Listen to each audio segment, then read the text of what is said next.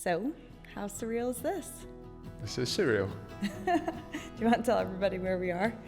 Yes, we are currently in our soon-to-be new office space. So behind us is block work and the floor is concrete at the moment, but hopefully in about 14 weeks' time, by the summer of 2025, this will be our new chiropractic office. So we're very excited for that. It has been a long time coming, hasn't it?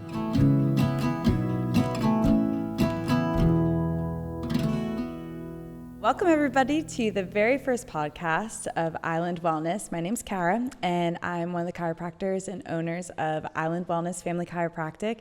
You might be wondering, why are we sitting in a place that looks like a building site? And that's because in about 2 weeks' time, we're going to start building our brand new office here down by the beautiful harbor in St. Helier. And we are so excited, and we just felt like this would be the best place for us to share our origin story and why we decided to start a chiropractic office here in Jersey. So welcome. I mean, in the simplest terms, we're chiropractors. And so if you've never been to a chiropractor, they are specialists in helping the body heal itself naturally. So the reason why I chose chiropractic is because it's the largest drugless profession in the world.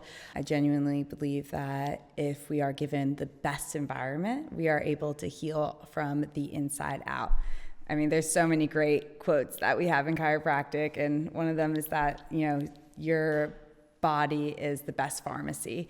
If you get a cut, you might put a Band-Aid on, but is it the Band-Aid that healed the cut, or is it actually your body? And it's just amazing all the processes that happen underneath the surface that we don't even have to stop and think about. Right now, I'm digesting my breakfast, I'm breathing, my heart's beating, and I don't have to think about those things. And so what chiropractors really want to help focus on is allowing your innate ability to heal be at its most optimal potential. So oftentimes if somebody would think about a chiropractor, they would want to come in for some type of pain. So usually it's like neck pain, low back pain, headaches. Those are like the most common things we see. And so at the simplest level, we absolutely want to help people be able to live a pain-free life, and do that within the means of not taking anything from outside their body and putting it in, and just allowing to create a better environment. And so we want to have a really comfortable and beautiful space so that when somebody walks into our doors, they feel like their stress levels can come down. They are in a place that is safe. They know that they're going to get great care. But then also, I think for you and I, we really know that there's strength in community. And your doctor's office simply could be somewhere that you go when you don't feel well. But if you feel well and are preventing anything from happening that is bad for your health, and have somewhere to go for that, it's amazing too if you walk in the door and you feel like you're kind of visiting friends or family. A doctor's office doesn't have to be boring. It doesn't have to be cold. It could be warm, and you could see somebody that you know in passing, and we could hold events and things to bring people together, because really health and healing, it starts with those basic foundations of course, like the physical aspects, but then the mental aspects and like connection and community. I really think that offices like a chiropractor or a physio or a doctor's, I think they really could do that. We could have events. We could have, you host a men's group on Friday mornings with our friend Max, and it's a space for men to get together, work out, and create relationships that feel really positive. And we don't want to just be a place for people to come for pain. We want them to come here so that they can have somewhere to go when they're having a bad day too. So I don't know, do you want to add to that? No, that was amazing. Shall we stop there? I do have a few follow-up questions. Oh, okay, cool. What's a Band-Aid? A band, I love being American and I hate it all at the same time. A plaster. A plaster. Oh, what the heck is a plaster, guys? You summarized that incredibly well. And I think maybe to hit on a few points that you mentioned, I think that community aspect of feeling better, of healing better, is a really important part. And just like you said, we want people to walk into our office and feel like, just from being there and being in the environment and having that vibe, that things start to shift and change already. So it's as much about the hands-on care that we're able to give as it is about the environment that someone can step into and someone can walk into. So we want our office to be that, and hopefully you guys will see soon that the colours we've chosen and the layout of the office and the places that we have in the office for people to be able to relax, for people to be able to move their body, can help create that. You also mentioned about the body being able to heal itself, and I think as chiropractors, that's fundamentally our main premise. And we know that given the right environment, given the right nutrition, given the right mindset, given the right amount of activity and movement, our body has everything it needs to be able to heal, and it has everything it needs to be able to feel really, really good. And we often say that people often underestimate how good the body is designed to feel. I think a lot of people get used to feeling subpar. They get used to feeling not 100%, and we start to be okay with that, and we start to settle with it.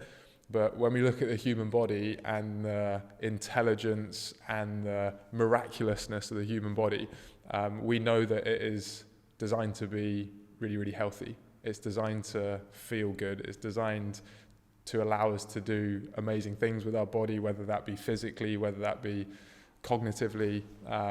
And yeah, I think as chiropractors, that's our main premise, and to allow people to, like you said, function at their highest potential. It's so cool to see that in our patients, and it's also really rewarding for us as well. So Cara, tell people how we have ended up here, sitting in this shell of a unit at the waterfront in Jersey. Yeah, I often ask myself the same thing. I think that you and I have had both really lovely stories of how we got here, and of course our lives merged at some point. And our paths to get to this point were definitely different. I started off in teaching and in music, and after a very short career in teaching, I realized that my passion really laid more in health and wellness, and that all kind of bridged from dealing with some stress and anxiety when I was younger. And the thing that I just innately turned to was exercise, actually. I think the first time I remember feeling really anxious in my core as a young teenager, I went for a run. And that's what my brain and body told me to do. And that kind of just started opening this whole path for me on when I do something like that, I feel better. And so I actually started just doing proper workouts and learning about nutrition. And it was very much this natural learning process in my life that I started at a very young age. And I merely went into music and teaching because that's what my mom did. She was a music teacher. And then once I got to the other end of that, and I was like, oh, this isn't my passion. This isn't what I wanted to do. I spent some time becoming a personal trainer, and so I train, and I worked for some lovely chiropractors, because a lot of chiropractors will incorporate some type of rehab or personal training within their offices. My brother's a chiropractor, so I always knew about chiropractic. I never really understood it. I didn't really get what he was doing because I was so much younger than him. And so once I learned a little bit more through some of my mentors when I was younger about what chiropractic was, I was like, oh yeah, I could do that.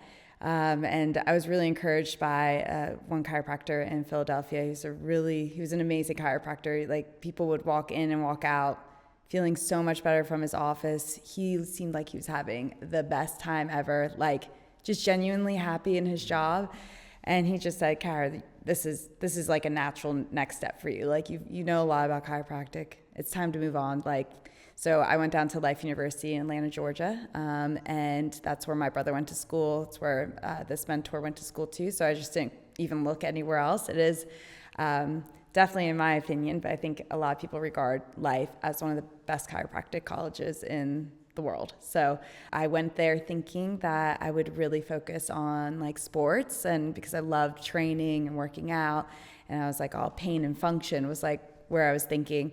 But going to school there really opened up my eyes to all the other things that chiropractic can offer, the neurological benefits of chiropractic, working with children. So I was able to take my teaching, what I've learned in special education and things like that, and really transfer that into how to care for a child's nervous system and their adaptations as they are growing throughout life, as well as women during their pregnancy. And man, that just opened a whole world for me. So, and of course we met in chiropractic school, and what was amazing meeting there is that you naturally align so easily. Like you kind of live in quite a bubble, actually. Like you and I, we already had so many values that were like, oh, we just align so much on our belief systems of how to live an amazing life, and the mindset, and then also health, which when you align with your partner, whether it's a relationship or business partner, whatever, if you align on health, I do feel like the natural chemistry and the intention of like building a really beautiful life is just starting on such a solid ground. So I think that, from there, you and I worked in different offices. Once we had graduated from chiropractic school, I got to work for a really wonderful company for about 6 years, and I served a community outside of Atlanta, Georgia, where my big focus was families. I built a really lovely practice with seeing lots of women during their pregnancy and their kids, but just everybody in between as well too. And you have a bit of a different, story because you had different specialties. So, I think that your path was really interesting because it's good because we're a bit different too in terms of like what our experiences and knowledge is, but blended together, it's really, really great.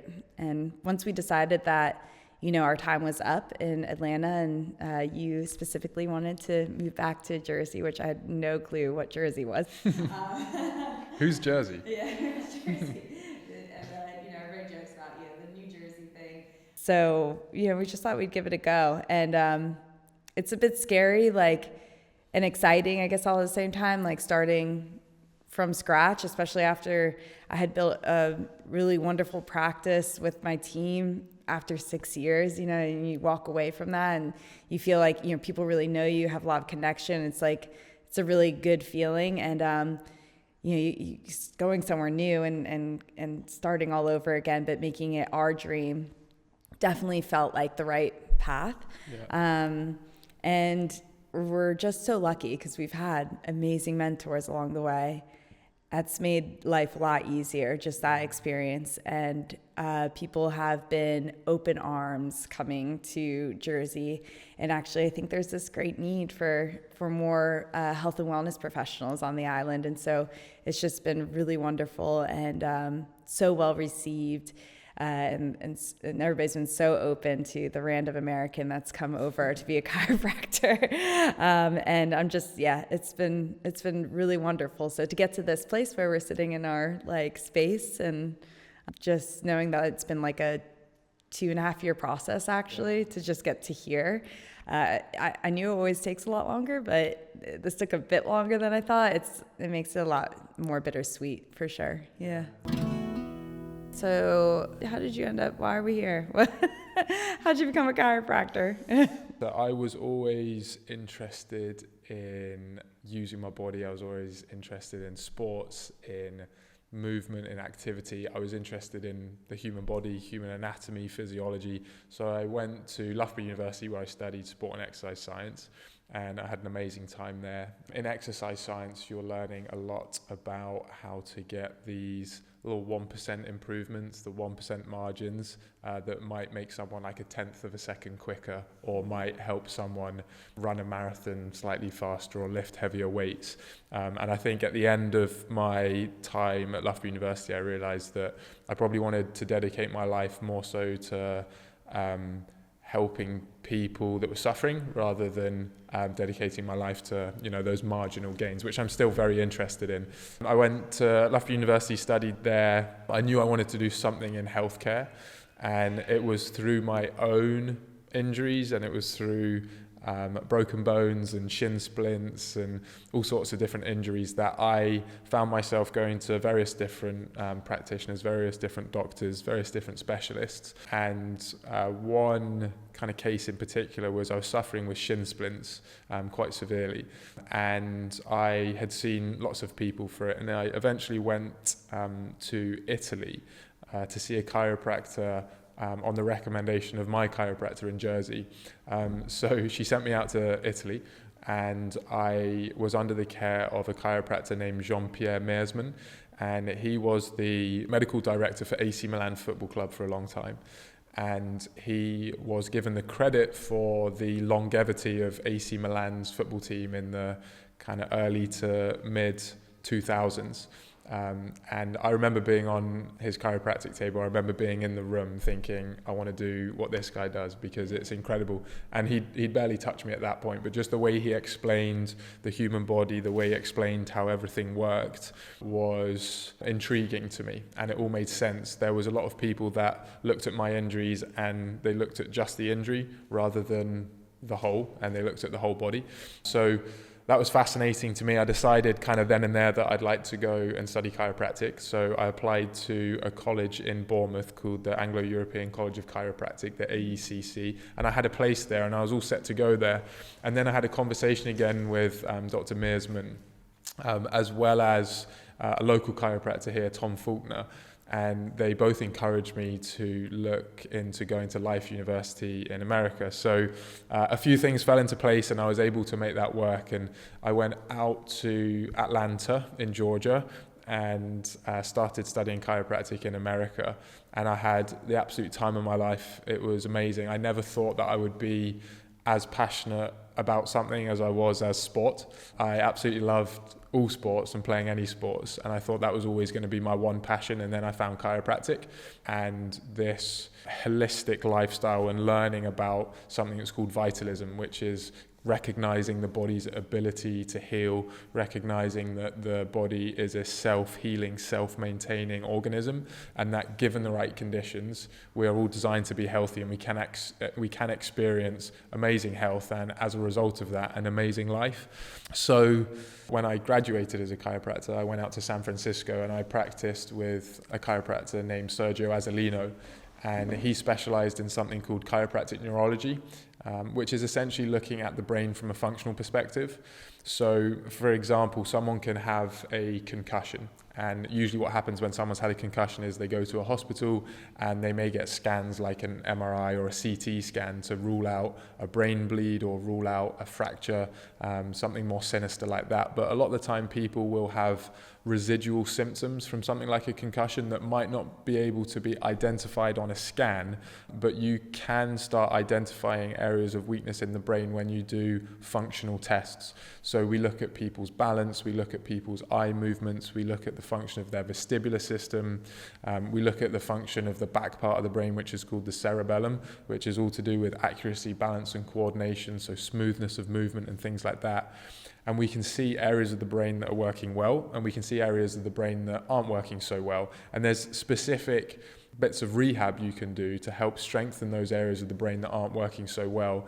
And it often results in people feeling better and those post-concussive symptoms improving. Like in terms of like symptoms that somebody would experience, like post-concussion, because I think that could be really broad. What are some of those things that you guys would see? I think it's really important when we talk about concussion to recognize that not all concussions are created equal. Mm-hmm. So you could have a concussion and I could have a concussion and we might have vastly different symptoms. Some very common symptoms of head injuries, traumatic brain injuries, concussion are things like brain fog, light sensitivity, noise sensitivity, a feeling of overwhelm or overstimulation when you're in busy environments. People can get anxious, they can get depressed, they can get gut issues or GI issues because the connection between the brain and the gut is very closely linked. People can have coordination issues as well. And we know that the most common reason for a concussion is a prior concussion.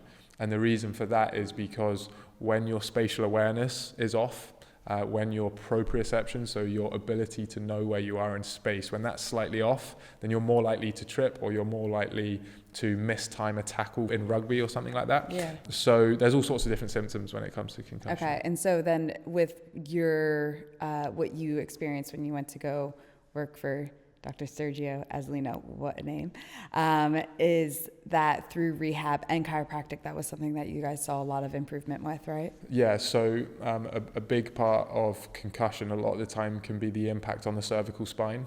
So we know that the upper cervical spine in particular is very closely linked to the brain, and the neurological pathways, the neurological activity involved in the upper cervical spine has a big effect on the brain. So the clinic that we worked in specialized in helping people through chiropractic care and also brain-based rehabilitation. That's cool. So we would make sure that their spine and their nervous system was as functioning as well as possible, and then also do specific brain-based rehabilitation strategies.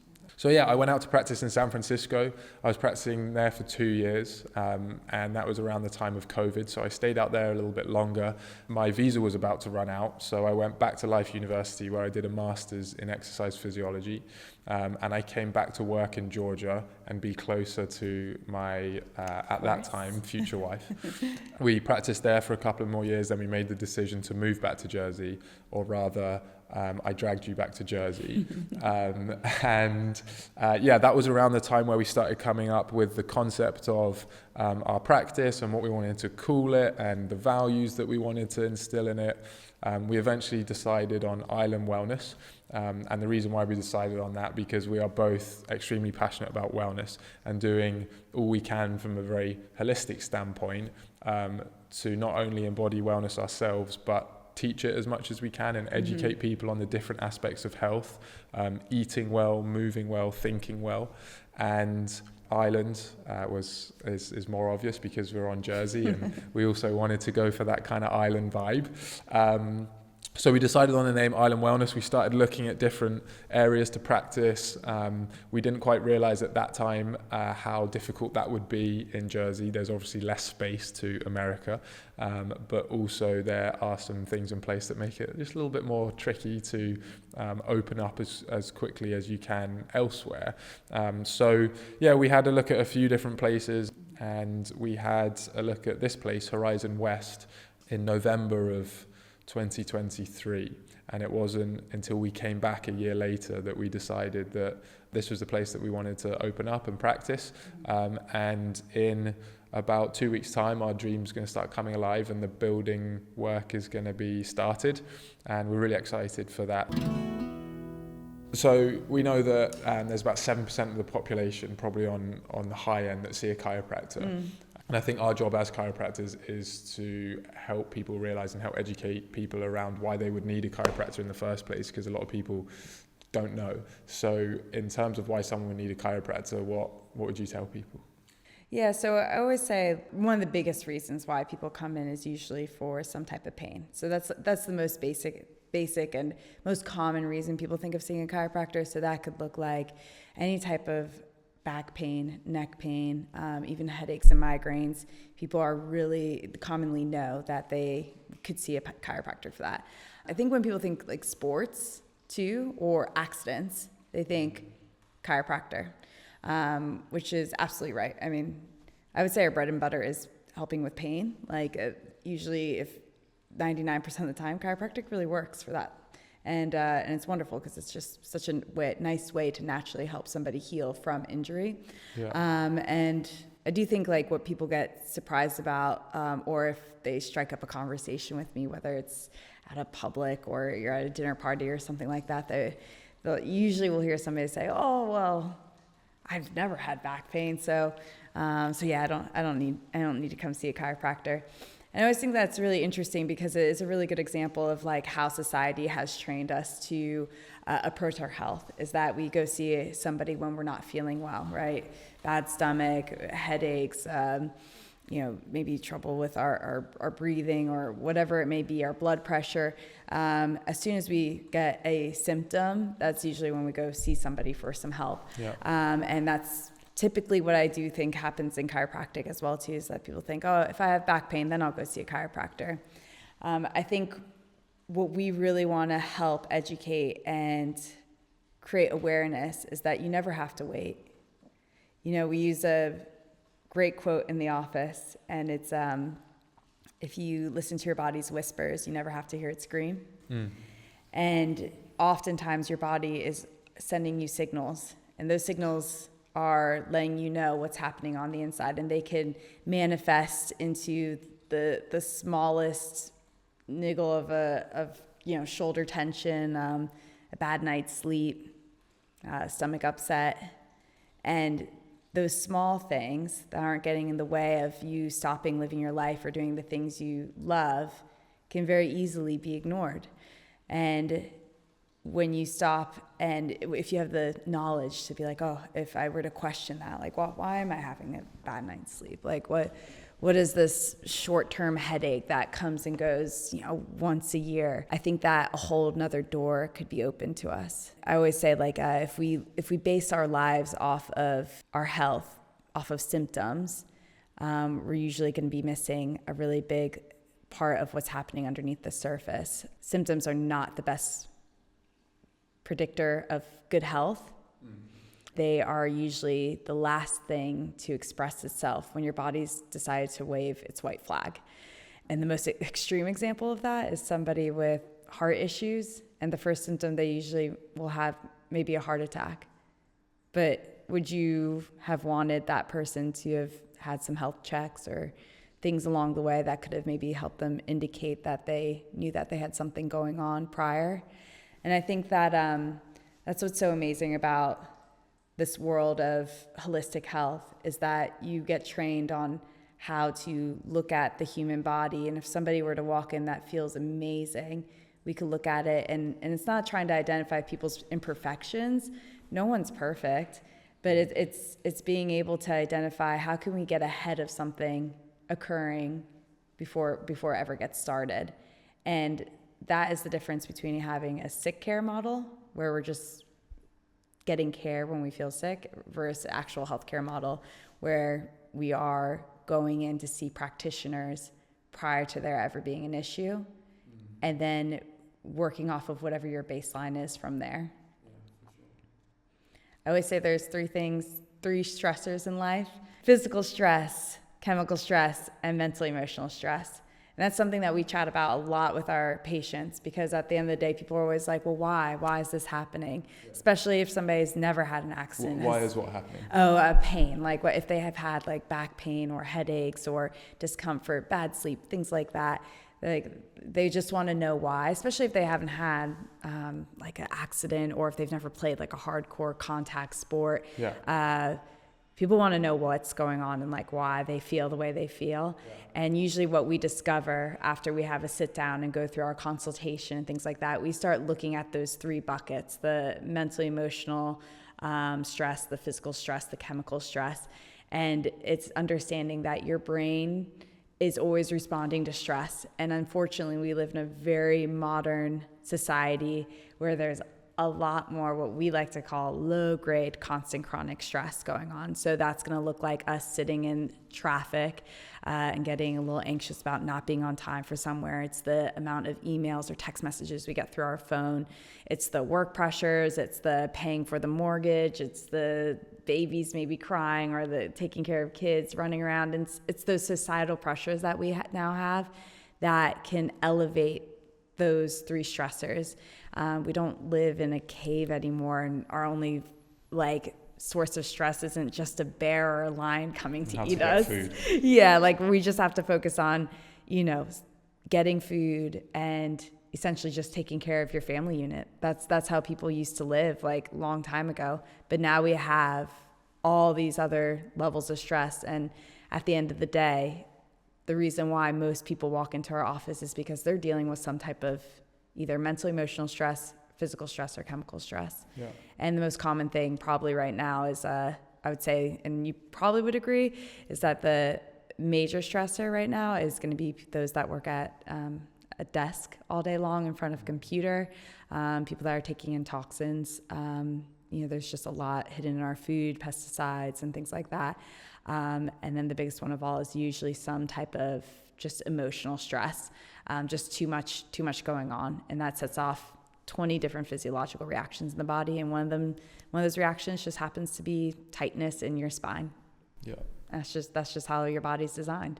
So I think that what people are always surprised about is that you can see a chiropractor when you are symptom-wise feeling well, and you can get chiropractic care. You can receive chiropractic care to maintain good health and also work on things that might not be expressing them at the level that we consider like a symptom. So yeah, Tom, so why would some people like choose to go see a chiropractor in the first place? And what is this that you guys talk about, like wellness care and things like that? Yeah, it's a really good question, because we hear that question all the time.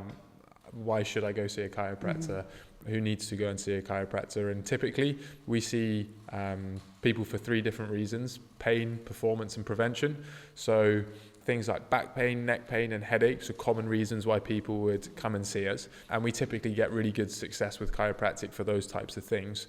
We know that back pain is the most common cause of disability. It's the most common issue that people have worldwide. And one of the reasons for that is because people are doing a lot of long periods of sitting that puts a lot of stress on their spine. So we see people for things related to the spine, so neck pain and back pain. And what we do as chiropractors is we are trying to get people's spine functioning as well as possible and as healthy as possible.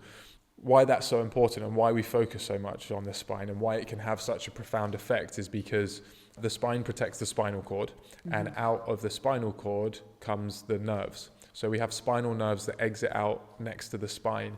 And if you have dysfunction in your spine, or if you have dysfunction with the spinal column, which includes the disc as well, you can start to get pressure on the nerve, or you can start to see the nerve being affected. And what that can cause is muscle tension. It can cause shooting pain, stabbing pain, and aching type of pain, pins and needles, things like that. And if we are able to get the spine functioning as healthy as possible, make sure the nerves are functioning as healthy as possible, that's when we see people start to heal up, and that's when we see people start to feel better. So the spine's so important because of the effect it has on the nerves, and we know that all communication in the body is happening across nerves. So your brain speaks to the rest of your body via nerves, and if there are any issues with the nerves, that's when we can start to see problems. We also look at people's alignment, we look at people's posture, and we know that, again, especially with work nowadays, that a lot of the time is desk-based and a lot of the time is in front of a computer. We do put a certain amount of stress on our spine, and poor posture can account for a lot of issues.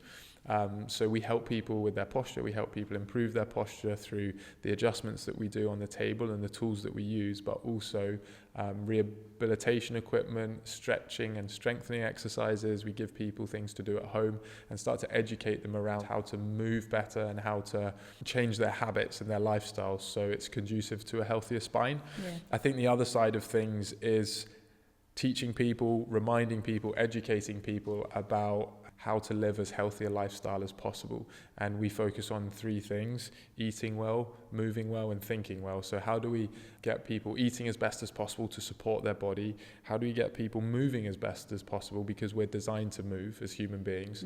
And then we can never ignore the mental, emotional side of things, where taking care of our thoughts and taking care of our mental health is so important. And we know that our mental health has such a profound effect on our physical body. You know, when you're sat in traffic and you're getting anxious that you're going to miss your meeting or be late to something, typically what happens is we get tense. And the reason why we get tense is because our brain's telling us that we're going to be late and this is going to happen, and because we're late we're going to upset someone, and we get a little anxious, and then our muscles tense up. One of the main values we try and talk to people about, or we teach people about in the office, is a principle around preventative health. So it's the difference between true health care versus sick care. So sick care is usually going to see someone because you're not feeling well, or going to see someone because you have a symptom. Whereas I think we get the best out of healthcare when we take care of our health when we're feeling good, because it's much easier to, there's a quote that says the preservation of health is much easier than the cure for disease. And that's so true. It's much easier to stay healthy than wait till something goes wrong, wait till a crisis to then start seeking help for something. So we talk all the time about don't wait till it's too late, don't wait till you're hurting. Try and be as healthy as possible to try and keep yourself healthy. And that might look like, we don't wait till we are overweight, or we don't wait till we're feeling rubbish to start eating healthy. Right. We don't wait till we're feeling weak to start working out and things like that. So we want to work on our physical body. We want to see if we can keep people functioning at their best so that we reduce the chances of things going wrong rather than waiting till something goes wrong. Well, Tom, I think that wraps up our very first podcast here in our new office. And yeah, just looking forward to seeing what else we're going to be talking about here. Thanks for tuning in, guys, and we cannot wait to see you next time.